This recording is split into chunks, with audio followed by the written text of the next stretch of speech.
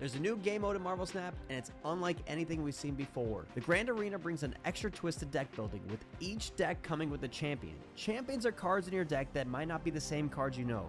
Some coming with extra abilities that can get crazy. Each champ also comes with a spell that synergizes with your champ and your deck. Each game in the Grand Arena, you start with your champion and your spell in your starting hand, and they can't be discarded. And on turn 1, each player starts with 2 energy. And one of the best parts of the Grand Arena? It comes with pre-built decks you can use, even if you don't own the cards. If you don't know me, I'm Dera, a Marvel Snap Twitch streamer and content creator, and we're going to go over 4 of my favorite pre-built decks and how to use them.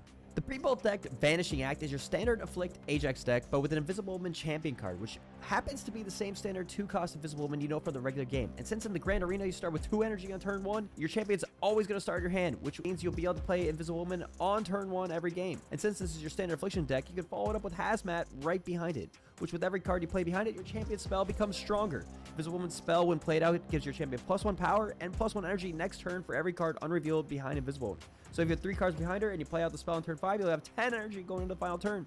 One cool interaction with some of these spell cards is that if you end up with a spell from another champion, it can still buff your champion, like the Thing spell Clobbering Time will get +8 to Invisible Woman. Now this Afflict deck, if you get that Hazmat out, it's going to juice your Ajax, and with trusty Luke Cage, you're basically assured victory. The pre-built deck Clobbering Time is the Surtur Scar deck we all know, but here's the thing, as the champion of the deck, it's got some extra abilities and comes with the spell Clobbering Time, which is reduced by 1 energy for each different cost on board. Starting with the shield gives you 1 reduction off the bat, playing your first card out and we're already down to 4. Clobbering Time gives your Thing +8 power whether it's on the board or in your hand. Luna can let you play out your Thing earlier, which lets it start gaining +2 power at the end of each turn with its ability.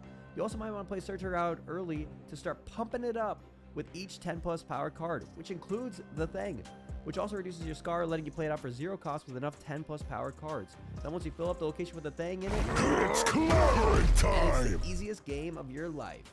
The pre-built deck Programmed to Thrill is one of everyone's original favorites, 1-drop on Going Zoo, but with the champion Herby. Herby is a recent addition to Snap with 4 potential activate abilities that alternate each turn, giving +2 energy next turn, +2 power to 2 other lanes, creating a 4-power rock, and doubling his power. Herby's spell activates all 4 abilities at the same time, and since doubling is exponential, I like to save Herby's activate to double so I can combo with the spell.